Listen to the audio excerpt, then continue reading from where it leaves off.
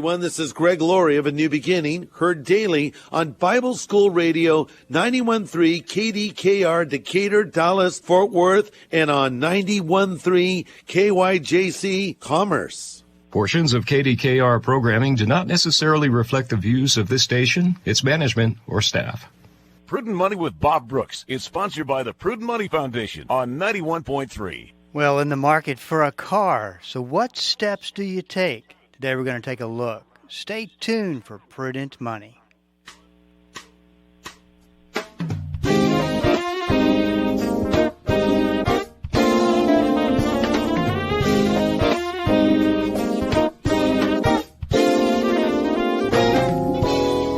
afternoon, this is Bob Brooks, and you are listening to the Prudent Money Radio Show. Thank you so much for joining me today. You know I do appreciate it.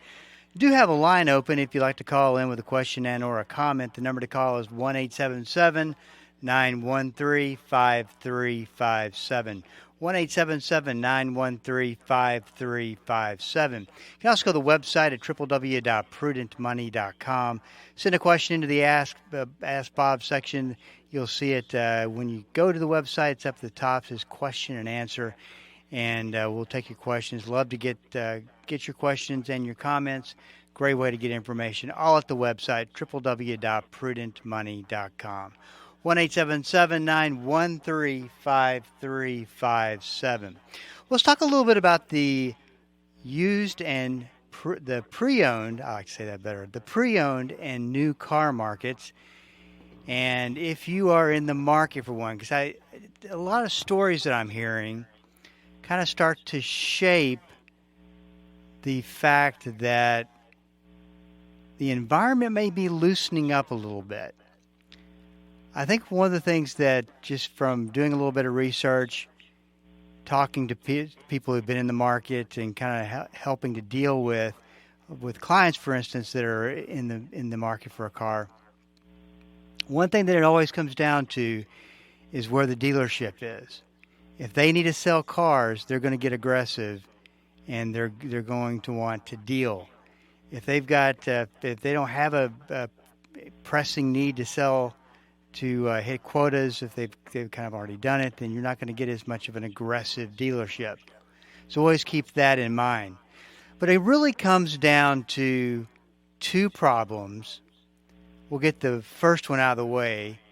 And it's ongoing supply chain issues, factory shutdowns from the coronavirus pandemic. Now, a lot of that's getting better and improving. We're not seeing a lot of the problems that we saw in the past, which is good. But number two is a real problem, and it's interest rates. And interest rates are causing the problem, and this is due to the Federal Reserve Board raising interest rates to fight inflation.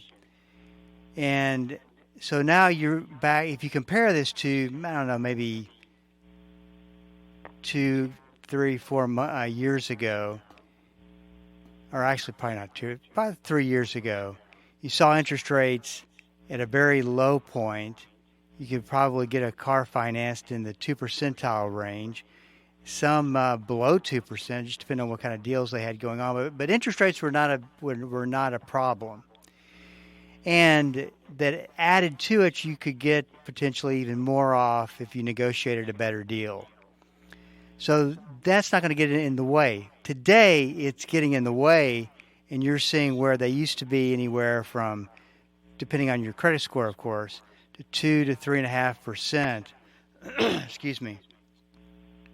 Today, you're looking at mid 6 percentile range. Of course, always keep in mind that any type of interest rate that's quoted to you in a dealership is probably not as good as you're going to get, assuming that you have really good credit, that you're going to get at a credit union or a lender of your choice, which always, and we'll get to this, but I'm going to go ahead and say it right now anyway, is that it's always best to go through the process of getting pre-approved at your lender of choice and knowing what that interest rate is before you go into a dealership.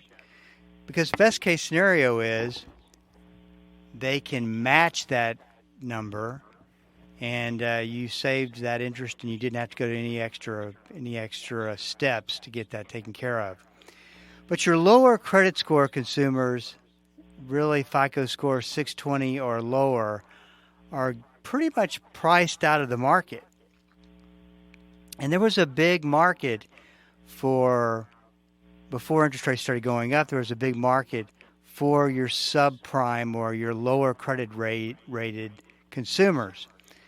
A typical subprime auto loan rate of 17.9%, the monthly payment of a $43,000 car would be about $983 a month. So that gets up there compared to maybe about $720 a month for or actually it'd be a little bit lower than that, probably about $700, $680, $690 a month for someone with a great credit score. And this really does come down to the credit scores. And what we're going to be talking about here in just a little bit even adds another dimension to the car market, and we'll be talking about that. But some of the things that you want to consider is, if you're in a situation where you put a lot of miles on the car car has had a lot of problems, but you don't have a car payment, contemplating whether or not to buy or maybe just fix what you've got. And that's where it always comes into being a great idea to have a mechanic. Tony Joe and I talk about this on Fridays. Having a mechanic that you can trust, that can look at your car and say, if you were to keep this car, these are the kind of expenses that you're looking at. And that is definitely a conversation that you want to have with somebody that you trust.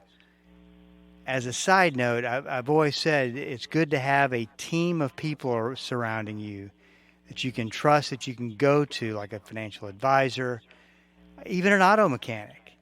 In fact, it's funny because Tony Joe and I we'll compare what I do for a living, what he does for a living, and how similar they are, because it's all about solving problems, getting things fixed, and dealing in subjects that most people don't have an understanding about. So I'm thankful to have Tony Joe on my side, because I can just go to him and say, hey, this is what's happening. Tell me what to do.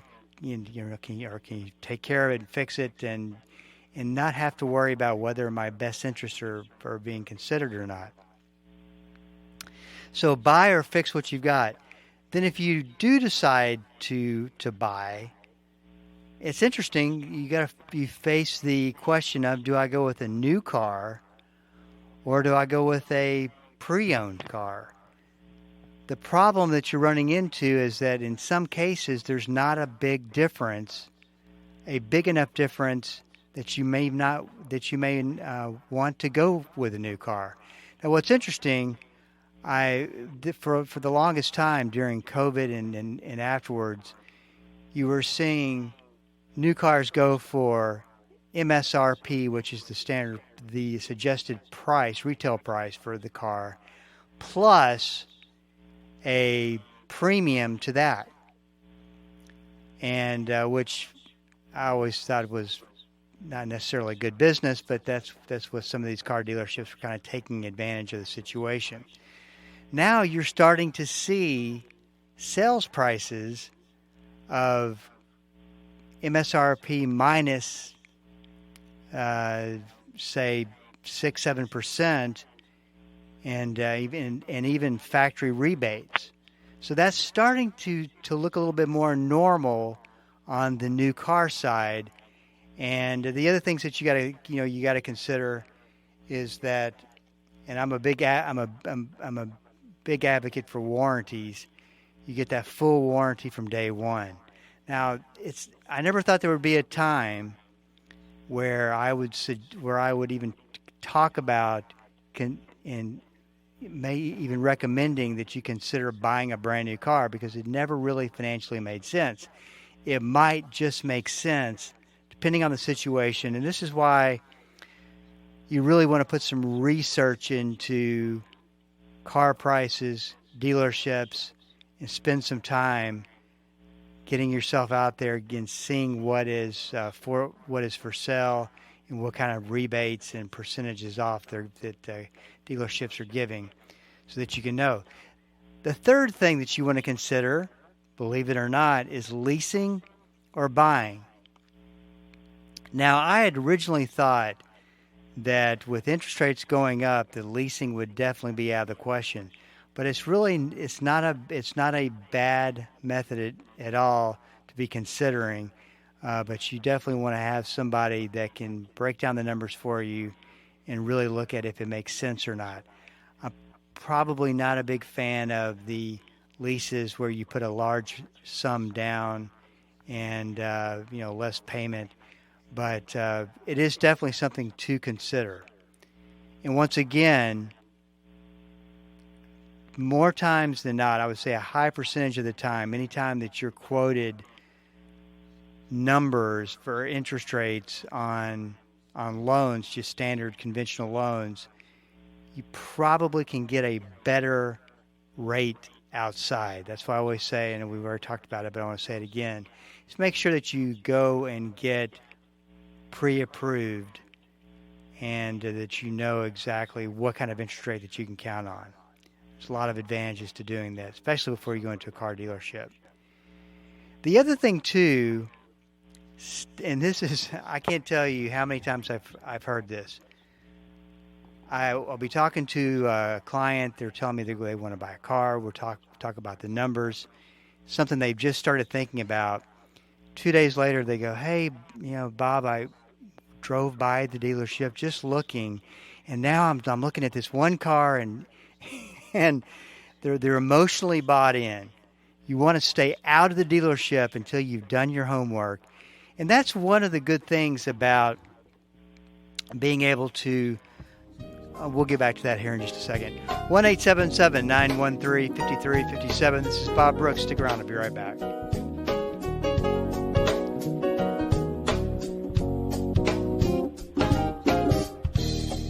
The Word for Today is excited to announce the new official online home for the ministry of Pastor Chuck Smith and Kay Smith, pastorchuck.org.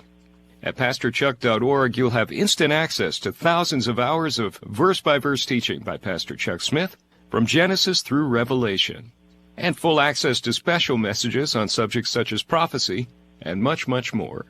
Also at pastorchuck.org, a full library of great teachings by Kay Smith, and a section where you can read some of Pastor Chuck's books online, all free of charge. So visit the new official online home of the Word for Today and the ministry of Pastor Chuck and Kay Smith, pastorchuck.org. Hi, I'm Jill Taylor, inviting you to join me each Saturday morning at 11 o'clock for Choose Life Radio. You'll hear people from across America sharing their stories of faith, forgiveness, redemption, and restoration. Choose Life Radio will encourage you to fully appreciate the gift of life. You may also find help for you or a friend in need. So please join me Saturday mornings at 11 o'clock right here on Bible School Radio 91.3. If I visualize my problems without God in the picture, I'm depressed. And truly, much praying can be depressing, because we give God the grocery list of all of our problems and we've forgotten the greatness of the one to whom we pray. Join Dr. David Jeremiah for his series, The Tender Warrior, next time on Turning Point.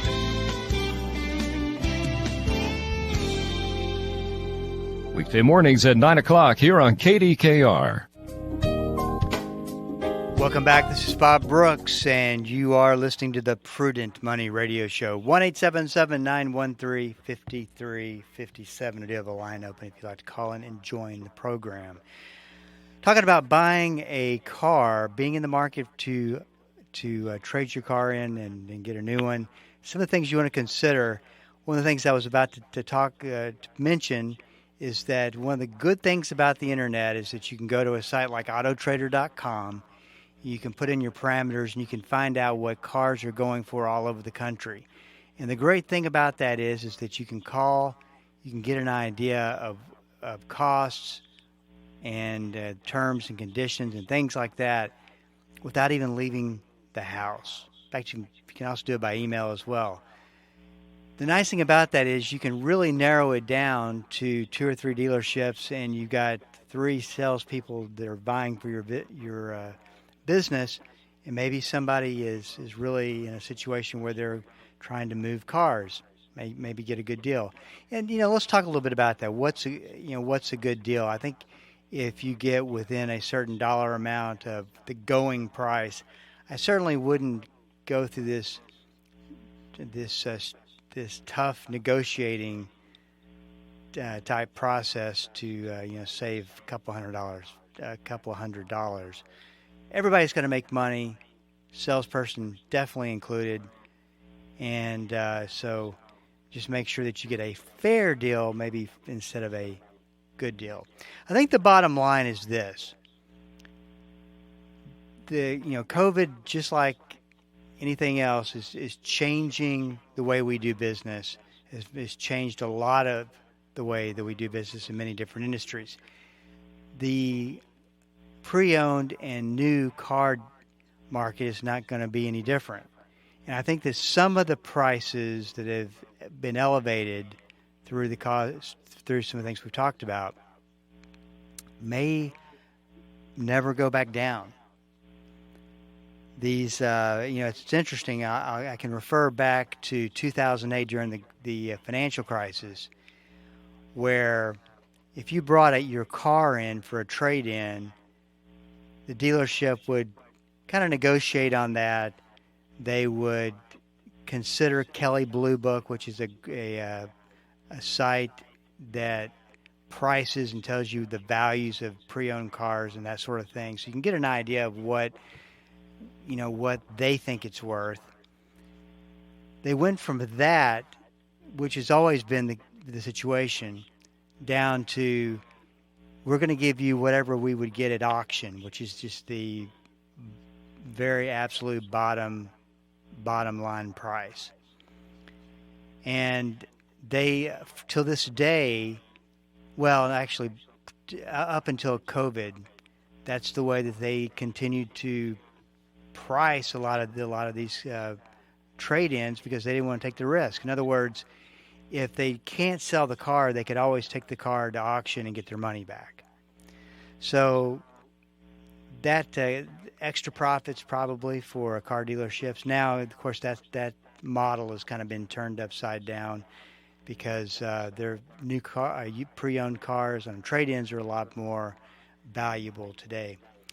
So if all of that doesn't complicate things, the changes to your credit score that are coming up this summer, FICO, just might really complicate things. I've always found it interesting that someone, and I do a lot of counseling over a lot of different areas, and one would be debt, and I would notice that they would have a lot of debt, this would be years ago, a lot of debt on their credit report, but their credit score was fairly good. And I've always thought there was something wrong with the way credit scoring was evolving. Because if when you're carrying a lot of debt, anything that goes wrong can really cause a problem. So this summer, they're making some big changes to credit scoring. The company says that these changes will likely affect 110 million Americans whose credit scores will either go up or down. Some 80 million are likely to see significant changes of 20 points or more. Now, you're talking about lower credit scores, and because of the lower credit scores, you're talking about higher interest rates to purchase cars, homes, you name it. Not real great timing for this. So why is FICO making these changes. They say that one reason is that credit scores for U.S. consumers have been creeping up since 2009, reaching an average of 706, which is really good, but it doesn't reflect the real creditworthiness in many cases. Using its new FICO Score 10, lenders will be able to make better lending decisions, the company said in a press release. And what they're looking at is a situation where if you have, if let's say 2 years ago that you had $40,000 worth of debt, by the 3 years later, if it's climbed to $60,000 worth of debt, they're really going to negatively impact your score. They're going to rescore it, and it's probably going to go down. According to the Wall Street Journal, the new score will take into account 2 years of debt levels rather than just the previous month. That means if, say, every year you run up a lot of credit card debt, buying presents at holiday time, but then you quickly pay off debt in the new year, the negative effect on your credit score will be smaller than in the past. On the other hand, if your debt level has been increasing over time, you'll see a bigger hit to your credit score than in the past. Mixed payments will also weigh more heavily than they did before. On the other hand, it has been more than a year since you last missed a payment. You may wind up with a higher score than you would have had before. I have found in my research that the missed payments are such a big key. So it's almost like lenders don't really have a problem with all the debt if you're not missing payments. But if you're missing payments, that is a potential red flag, and that's not good.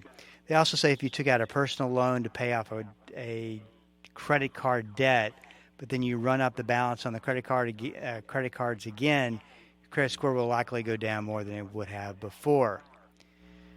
So what should I do about all of this? This is the question if you're facing a lot of debt.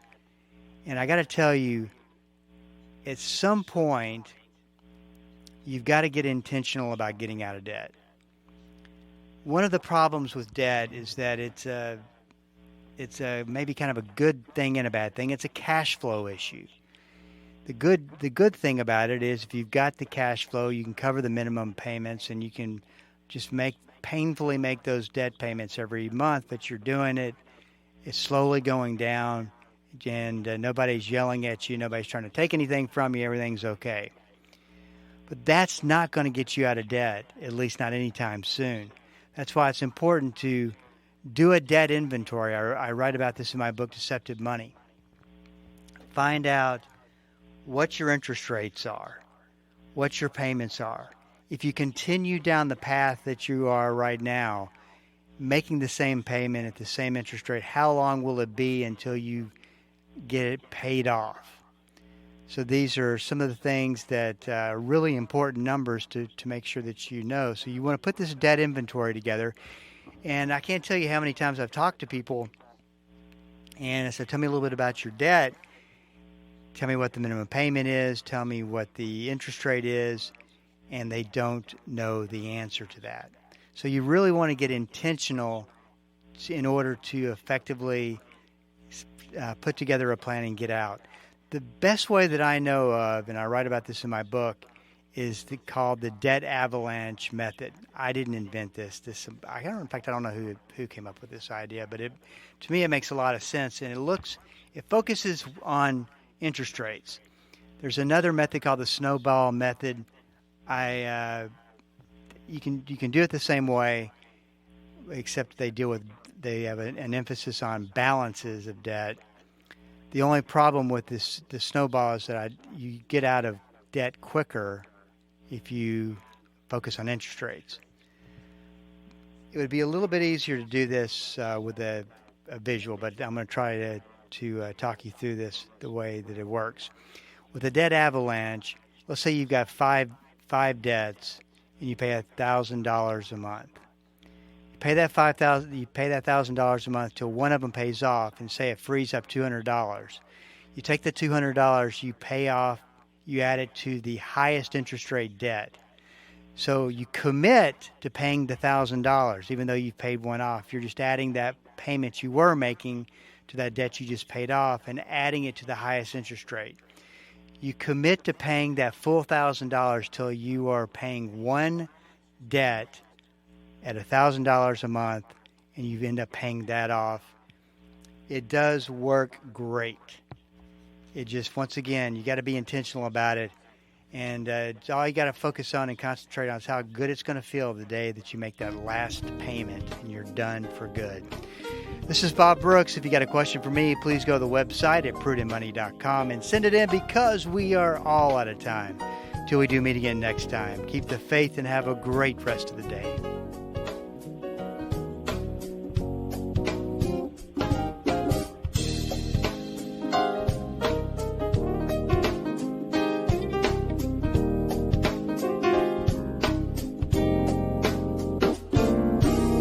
That's all the time we have for today. Questions or comments for Bob, or to find out more great information like what you've just heard, visit www.prudentmoney.com. Be sure to join Bob Brooks again for the next edition of Prudent Money.